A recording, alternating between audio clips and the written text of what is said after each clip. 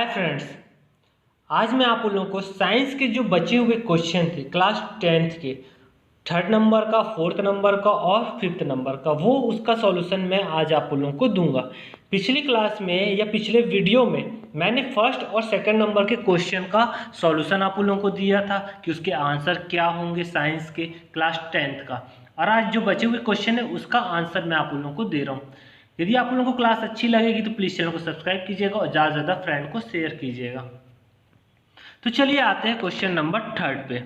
3rd number question बोल रहा है चालन, संवहन और विकिरण को अपने परिवेश के उदाहरण से समझाते हुए दो अंतर स्पष्ट कीजिए। तो चलिए उत्तर, गर्मी के दिनों में यदि हम किसी प्लेटफॉर्म में नंगे पांव खड़े हो जाए तो प्लेटफॉर्म पर हमारा पांव गर्म हो जाता है। दूसरा, गर्म हवाएं प्रवाहित होकर हमारे बदन से टकराती है, अतः हमारा शरीर गर्म होने लगता है तथा सूर्य की किरणें हम तक आती है और हमें गर्मी को बढ़ा देती है। उदाहरण से स्पष्ट है कि ऊष्मा का प्रवाह एक स्थान से दूसरे स्थान तक विभिन्न विधियों से होता है। किसी एक स्थान से दूसरे स्थान तक अथवा एक बिंदु से दूसरे बिंदु तक तापांतर के कारण ऊष्मा के प्रवाह की क्रिया को ऊष्मा संचरण या ऊष्मा का स्थानांतरण कहते हैं। किसी एक स्थान से दूसरे स्थान तक ऊष्मा का संचरण निम्न 3 विधियों से होता है। पहला है चालन, दूसरा है संवहन, तीसरा है विकिरण। तब इसमें अंतर बोला है, तो चलिए अंतर पे आते हैं। चालन, संवहन और विकिरण में 2 अंतर। चालन, इसमें ऊष्मा गर्म सिरे से ठंडे सिरे की ओर प्रवाहित होती है। माध्यम के कण अपना स्थान परिवर्तित नहीं करते। संवहन में इसमें माध्यम का प्रत्येक कण ऊष्मा स्रोत से ऊष्मा लेकर गतिशील हो जाता है। विकिरण, इसमें ऊष्मा सरल रेखा से चलकर एक स्थान से दूसरे स्थान तक पहुंचता है। दूसरा अंतर है, इसमें माध्यम की आवश्यकता होती है और इसमें माध्यम की आवश्यकता होती संवहन में भी, और विकिरण में माध्यम की कोई आवश्यकता नहीं होती। 3rd अंतर एक और मैंने लिख दिया है, इस विधि में ऊष्मा प्रायः ठोसों में संचरित होता है, जबकि संवहन में तरल में प्रवाहित होता है, और विकिरण में इस विधि में ऊष्मा संचरण निर्वात, गैसीय माध्यम या पारदर्शी माध्यम में संचरित होता है। ये पहले नंबर का, ये 3rd नंबर के क्वेश्चन का आंसर है। अब हम चलते हैं 4th नंबर के क्वेश्चन पे। 4th नंबर का क्वेश्चन है, निम्नलिखित यौगिकों में अम्लीय मूलक व क्षारीय मूलक अलग अलग कर आवेश सहित लिखिए।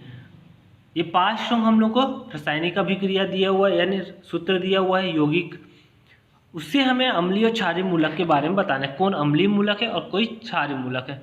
CuSO4 में अम्लीय मूलक क्या है, SO4, इसमें 2- है, और क्षारीय मूलक कॉपर 2+। CH3COONH4, तो इसमें अम्लीय मूलक CH3 COO- और NH4 क्षारीय मूलक। MgCl2 Cl- और Mg+2 क्षारीय। KNO3 NO3 अम्लीय मूलक माइनस और पोटेशियम के प्लस। CaOH2 तो OH- और Ca+2। ये 4th नंबर का आंसर है। अब चलिए लास्ट क्वेश्चन की ओर चलते हैं। क्वेश्चन नंबर 5, चार्ल्स डार्विन द्वारा सफर के दौरान किए गए महत्वपूर्ण अवलोकनों में कोई 5 का वर्णन कीजिए जिसमें उन्होंने जीवों के सिद्धांत का प्रतिपादन करने में मदद मिली। चार्ल्स डार्विन एक बहुत बड़े वैज्ञानिक थे जिन्होंने बहुत सारे नियम का प्रतिपादन किया। इन्होंने जो DNA की संरचना के लिए भी इन्होंने नियम का प्रतिपादन किया। बाद में क्रिक और वाटसन को इसके लिए नोबेल पुरस्कार मिला है। तो चलिए आते हैं इसके आंसर पर। चार्ल्स डार्विन का मत था कि प्रकृति क्रमिक परिवर्तन द्वारा अपना विकास कराती है। विकासवाद कहलाने वाला यही सिद्धांत आधुनिक जीव विज्ञान की नींव बना। डार्विन को इसलिए मानव इतिहास का सबसे बड़ा वैज्ञानिक माना जाता है। डार्विन की महत्वाकांक्षा अधिक व उत्साह से ओतप्रोत था जब दिसंबर 1831 में उन्हें बीगल नामक के जहाज से दूर दुनिया से में जाने और उसे देखने का मौका मिला। क्रांतिकारी सिद्धांत, रास्ते में जहाँ जहाँ जहाज उतरा वहाँ वे जीव जंतु, पेड़ पौधे, पत्थर, चट्टान, कीट पतंगों की जांचता परखता और उसके नमूने जमा करता रहा। अपने अवलोकनों और विश्लेषणों से इस निष्पत्ति पर पहुंचा कि सभी प्रजाति मूल रूप से एक ही जाति की उत्पत्ति है। परिस्थिति के अनुरूप अपने आप को ढालने की विश्वस्तता प्रजाति विविधता को जन्म देती है। डार्विन के आधार पर कुछ महत्वपूर्ण अवलोकन।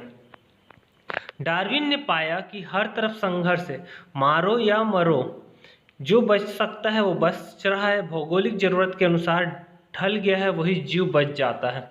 दूसरा है उष्णकटिबंधीय जंगलों में कई विविध प्रकार के प्राणी और उनके आवास का अवलोकन किया। थर्ड है समय के साथ महाद्वीप और सागरों में व्यापक रूप से बदलाव आ सकता है। निरंतर चलने वाली प्रक्रियाओं से भी पृथ्वी की सतह पर निरंतर परिवर्तन आ सकता है। पृथ्वी की सतह पर परिवर्तन के साथ साथ जीवों में भी परिवर्तन आया होगा। ये आज हम लोगों ने साइंस के असाइनमेंट के पूरे क्वेश्चन देख लिए। मैंने पिछले क्लास के वीडियो में फर्स्ट और सेकंड नंबर के आंसर दिए हुए थे। यदि आप लोगों ने उसका क्वेश्चन नहीं देखा है तो आप लोग पुराने वीडियो में देख लीजिए, क्लास 10 करके फिजिक्स का बना हुआ है, या प्लेलिस्ट में जाएंगे तो वहाँ पर क्लास 10 और 12 के असाइनमेंट करके एक फोल्डर बना हुआ है, वहाँ पर आप क्लिक करेंगे तो जितने असाइनमेंट अभी तक डले हैं वो सितंबर माह के वहाँ पर आपको मिल जाएंगे। तो चलिए आते हैं नेक्स्ट वीडियो पे। अगले क्लास में मैं आप लोगों के लिए कुछ और वीडियो लेके आऊँगा। यदि आपको अच्छा लग रहा होगा तो प्लीज़ चैनल को सब्सक्राइब कीजिएगा और ज़्यादा से ज़्यादा फ्रेंड को शेयर कीजिएगा। चलिए मिलते हैं नेक्स्ट क्लास में। Okay, thank you, bye.